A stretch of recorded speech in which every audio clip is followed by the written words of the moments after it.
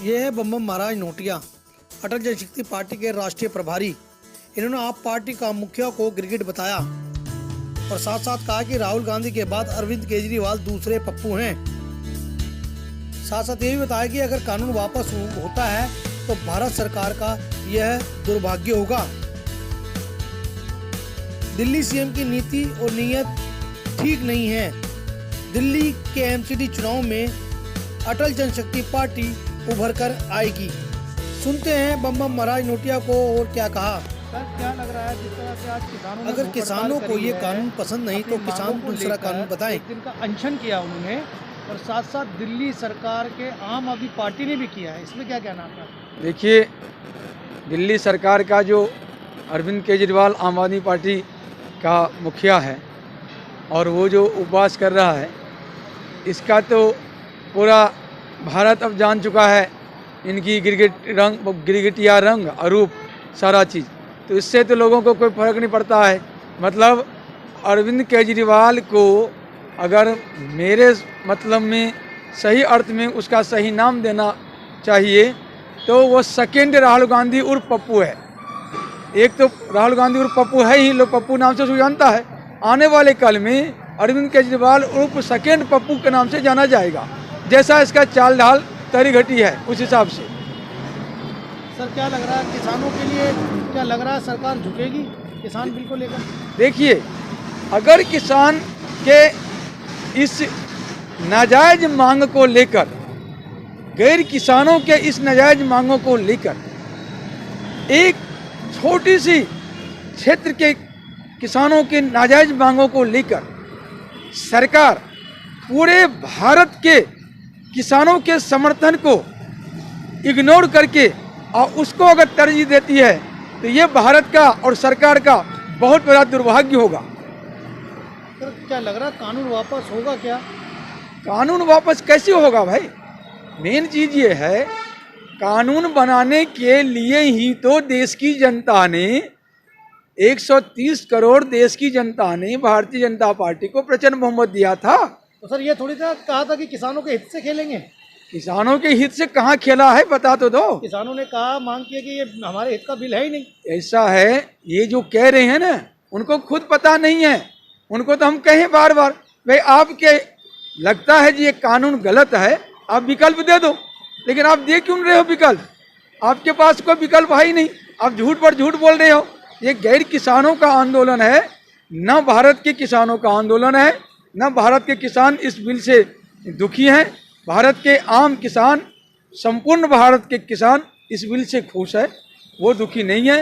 ये जो टुकड़े टुकड़े गैंग है, ये जो देशद्रोही तत्व है, ये जो अराजक तत्व है, और उस अराजक तत्व में ये जो नए नए केजरीवाल जैसे आदमी, जो एक कहावत है बिहारी में, जो नया भजनिया का टिक में झैल, तो केजरीवाल जैसे आदमी ऐसे नया राजनीतिक पार्टी में आया है तो उसको टिक में झाल लेकर घूम रहा है। वो आता जाता कुछ नहीं है, पॉलिसी थोड़ी सी कुछ नहीं है, नीति भी ठीक नहीं है, नियत भी ठीक नहीं है, काम धाम करने के तरीका भी ठीक नहीं है।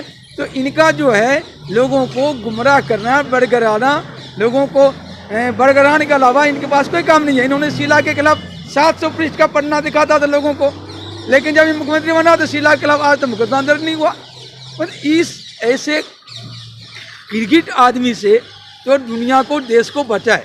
सर, आज प्रवक्ता है आम आदमी पार्टी के सौरभ भारद्वाज ने दिल्ली नगर निगम पे आरोप लगाया है कि मेरे पास ऐसे ऐसे सबूत है जिनकी हमने फाइलें तैयार कर ली हैं और जनता बिल्कुल नकारेगी आने वाले चुनाव में, एमसीडी चुनाव में। एमसीडी के चुनाव में जनता किसको नकारेगी वो तो एमसीडी का चुनाव तय करेगा।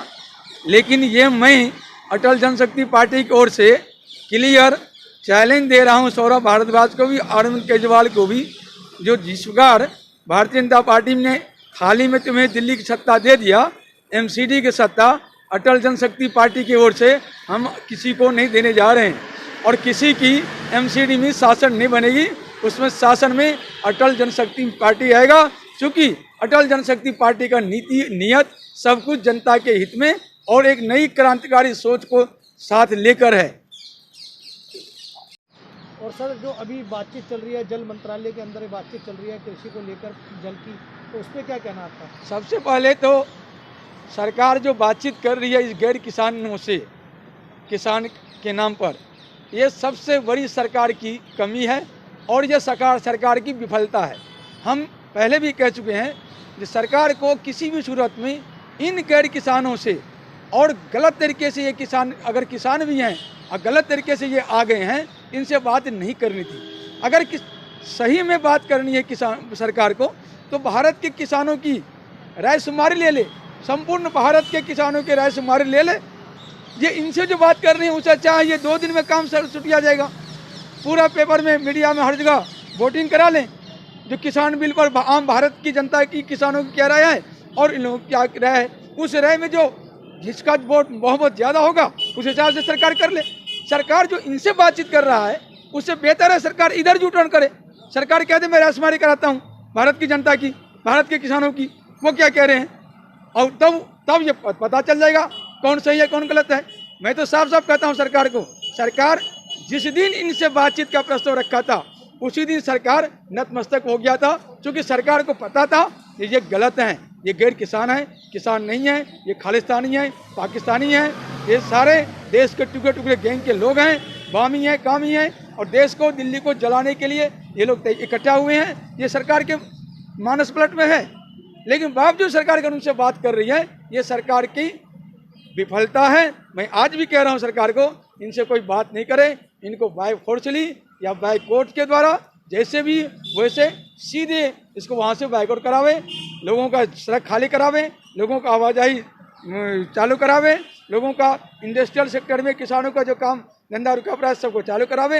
ये गलत लोग हैं, गलत लोग के पीछे सरकार समय नष्ट नहीं करे, सरकार एक्शन ले, सरकार अपनी ताकत दिखाए, सरकार अपनी जगह सही है, किसान बिल सही है, देश की जनता, देश के किसान समर्थन कर रहे हैं, इसलिए सरकार को इन गैर किसानों से, गलत लोगों से बात करने की कोई जरूरत ही नहीं है।